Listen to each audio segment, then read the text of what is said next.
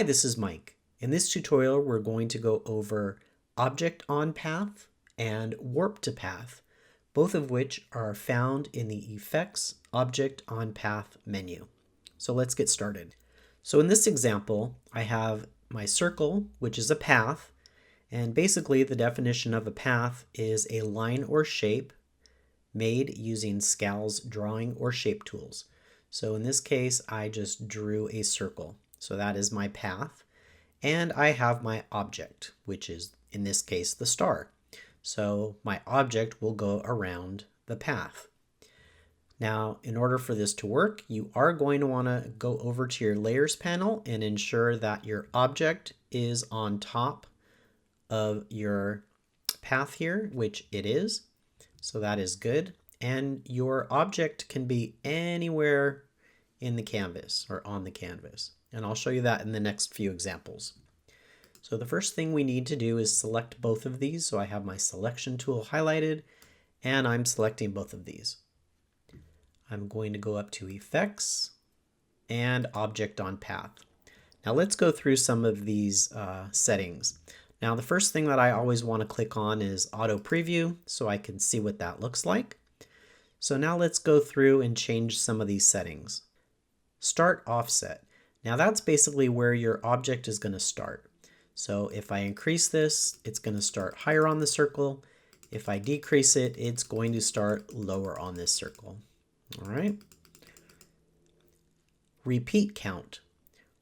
When I increase that, obviously it's going to repeat how many stars I have. If I decrease it back to 0, we're left with our original object. Fill path length. This is pretty handy because when I click this, this is automatically going to fill my path and adjust the spacing so that they're equally spaced and fill my path. So this is a good handy feature. It depends on the shape and the object that you're working on. And in another example, I will show you some different settings on that. So for this example, I'm going to leave the fill path length, but I am going to change my spacing. So I want these touching. So I'm going to decrease the spacing a little bit. If I increase the spacing, obviously it would increase the spacing between the stars, decrease the spacing, and it decreases the spaces between the stars. Now I want those just touching just a little bit, and so they are. Now if I drop down here to alignment, now right now it's aligned to middle, which means this middle of the star is going through the path. If I changed that to the bottom, you'll notice now the bottom of the star is aligned to the path. And if I said to the top, you would see now the top of the star is aligned to that path. And you can get really interesting shapes by doing this, just by this. So we're going to do middle. Okay. So now let me go to the offset, which is to the right of that. Now, if I increase it, you're going to see that it offsets the star. If I decrease it, it will decrease that offset. Okay. That's pretty cool too right there. I like that shape. So you can get some pretty interesting shapes by doing this. For this example, we are going to just leave this at 0. So what is crop? Well, right now it is at none. If I turned crop to the outside, anything outside of that path will be cropped off. And if I click on inside, anything on the inside of that path would be cropped off. So for this example, we are going to leave it to none.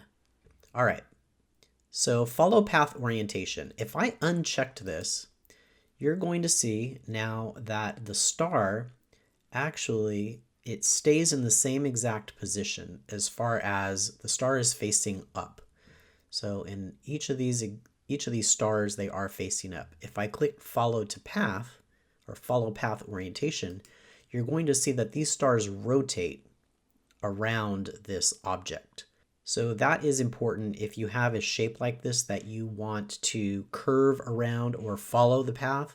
You are going to want to make sure that you click on follow path orientation. Reverse order. Well, let me show you that. So let's take off the fill path length here for a second.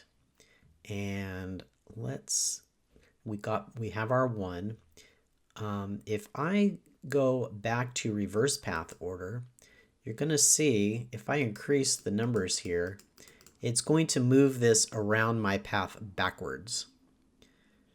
So if I uncheck that, it's going to move my star forward. If I check that, it's going to move my star backwards. So that is that. We are going to go over warp to path and stretch to path in the next example. So for this, let me go back to fill path, and there we go. So weld. If I go to weld, what this is going to do is weld all these stars together with the object, but not the path. So we're going to click weld. I don't know if you can see that or not, but everywhere that it's overlapping has been welded together. So all of the stars have been welded together. Remove path. If we clicked this, when we're done and we click the OK button, it's actually going to remove the path that we had. And remove original object is going to remove that original star that we had here at the bottom. So in these two examples, I am going to leave those checked. So all I will have left is my welded star. So I'm going to go ahead and click OK. And there we go. So now we have this one object. It's all together. If I go over here, I can change the colors. You'll see that. I can make it larger or smaller. And so you guys can see that this is welded together and it is one shape now. So let's move on to the next example. So this rectangle is 4 inches wide by 5 1/4 inches high.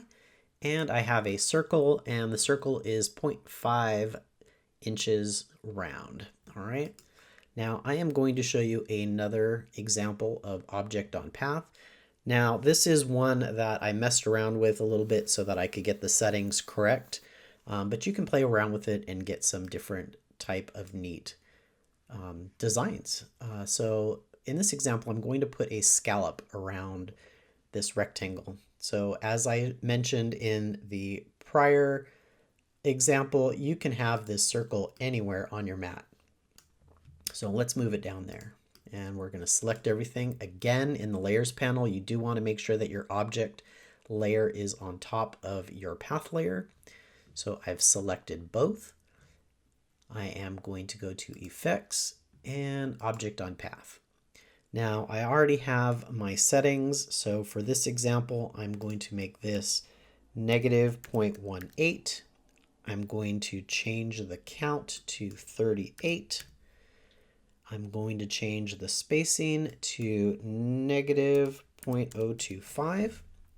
And I can click Auto Preview, and you'll see that that has gone around the rectangle there.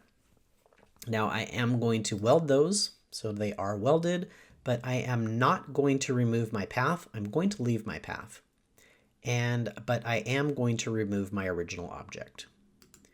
So there you go. So there's a couple things that I could do from here. So I could select everything, and I can say Path Union. And that makes like a really nice little scallop for a card, either maybe like a card base or a panel. Or I can say path, back minus front.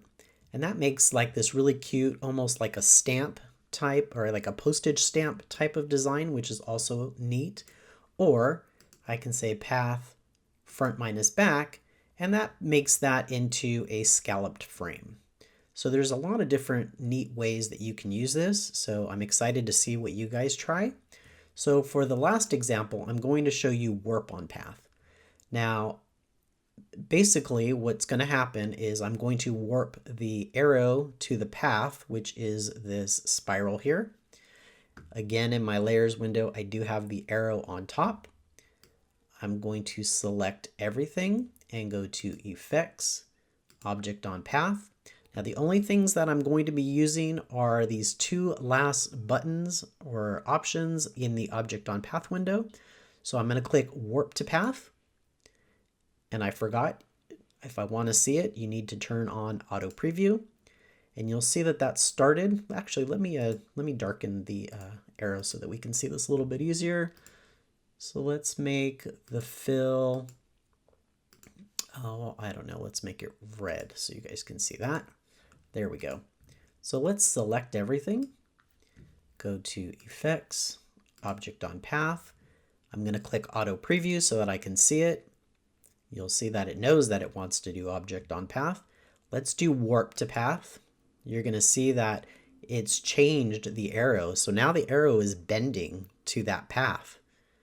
So as you can see, if I uncheck that, and let's just say I increased it, you're going to see the arrow follows the path. If I uncheck the follow path, you're going to see they're all facing the right. But for this example, we don't want to do that. I'm going to warp it. So we're going to follow the path direction or the orientation. I'm going to warp it, which you see changes it. It warps it and it rounds it. And stretch to path length actually makes this arrow go all the way around and warps it and stretches it to that path. So that is pretty neat.